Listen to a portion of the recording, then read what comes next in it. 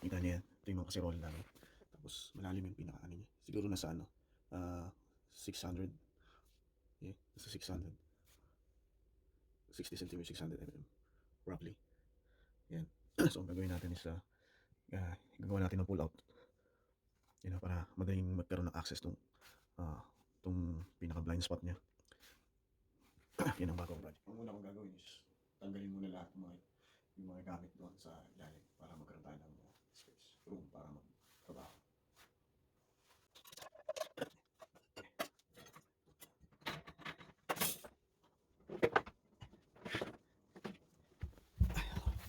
Ayan. Sige.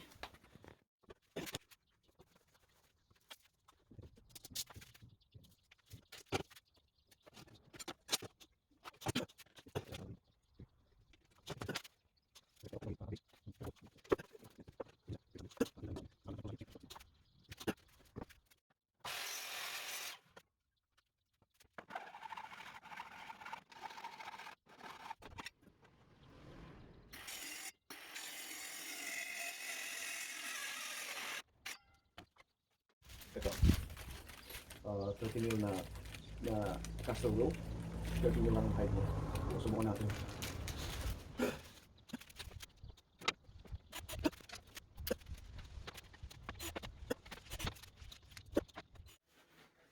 So, ito na mga ka-handy pips. Ito na yung second option natin. So, pinalitan ko siya ng caster wheel.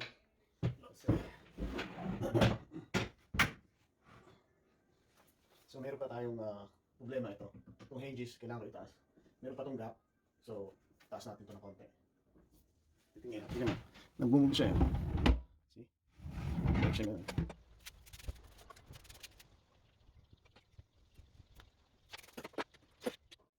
So, ito yung gagawin natin tracks para sa gulong ng pinaka-base.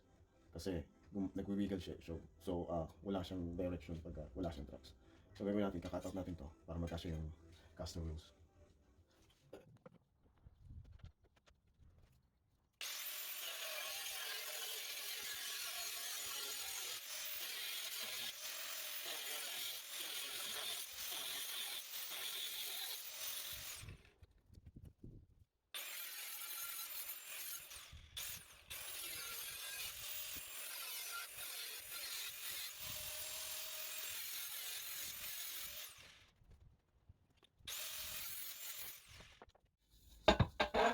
So, ito na yung tracks na gagamitin natin para doon sa caster wheels.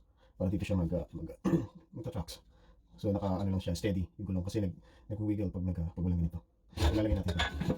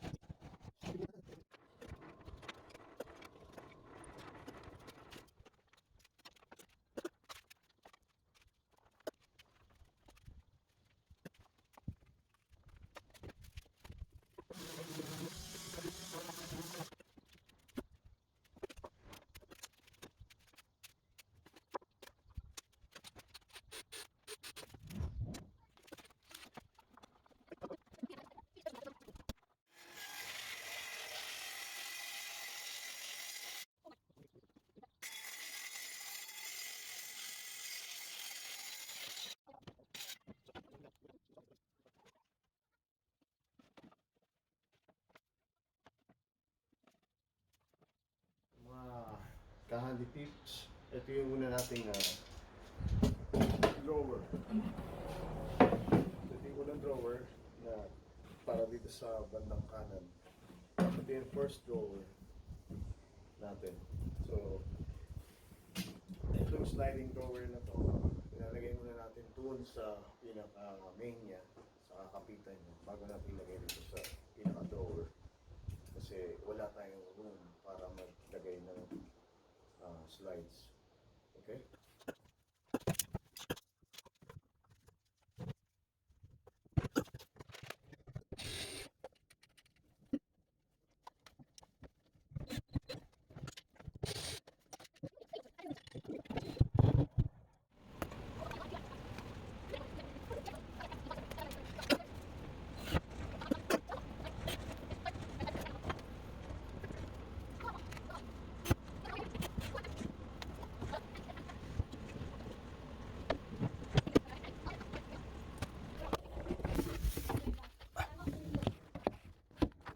So, ngayon, maglalagay tayo ng isa pang layering shop dito.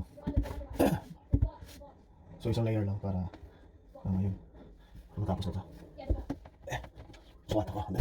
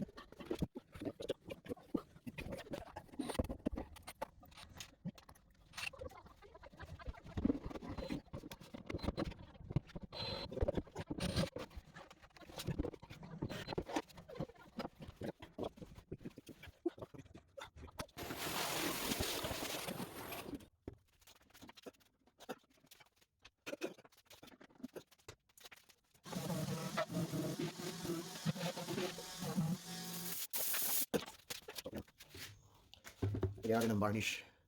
Polyurethane. Polyurethane. Polyurethane. Polyurethane. Polyurethane. Clear varnish. Okay?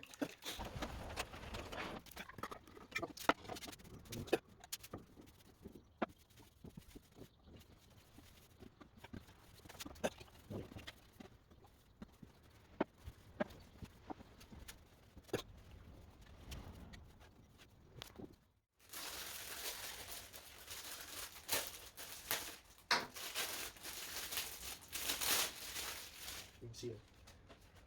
Seal. Order.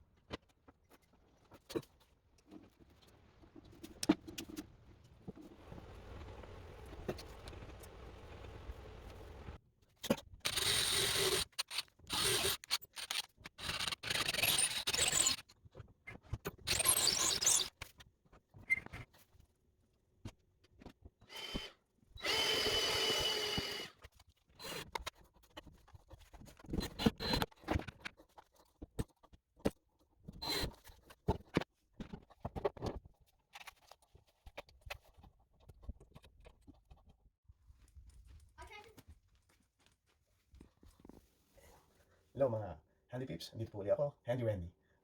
Ngayon po, tapos na po yung ginawa ko dito sa corner, blind corner na drawer here, na masyadong complicated dahil sa malalim yung pinakadulo niya. So, sana bago ko ipakita ito, sana i-share nyo itong video na ito at follow and share, yeah, para maipakita ko kahit paano yung mga konting ideas. Tapos, yes, paki-share lang po. Maraming po salamat. At papakita ko po sa inyo, empty pa siya kasi para mas magandang makita ninyo yung wala pa siyang gamit. Tapos papakita ko rin sa inyo may gamit na. Tara, salamat po ulit. Ito po si Handy Randy.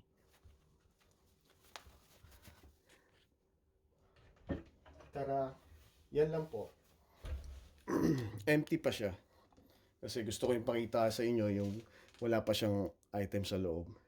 Kung makikita nyo yung unang araw na pinakita ko sa inyo is marami siyang items dyan. So, so ang gagawin ko una, kung kayo'y magluluto o whatever, kung anong ginagawa nyo rito. Ito yung handle na nilagay ko rito.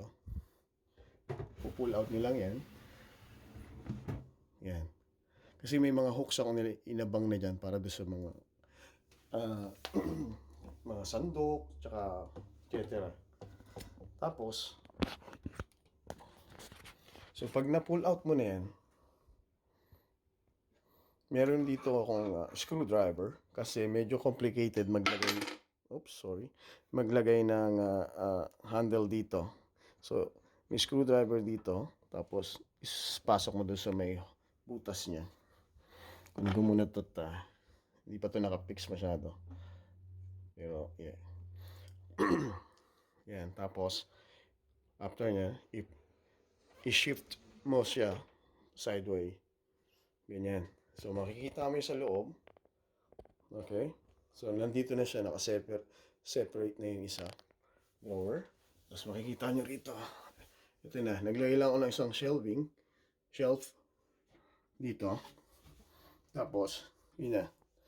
Yung ilaw na yun is temporary lang yan kasi madilim eh. So, para makita nyo. Makita nyo yung tracks na yan. Eh, para yung sa gulong.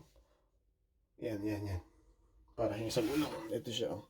Kasi kung hindi ko lalagyan, ginamit kong gulong is yung 30 mm lang na plastic na gulong. Yun, 4 siya. So 4 corners. So yan. Medyo hindi ko na pinaganda tong shelf kasi tago naman 'to eh. Tsaka lalagyan ko ng sapin. Okay? So ganyan lang siya.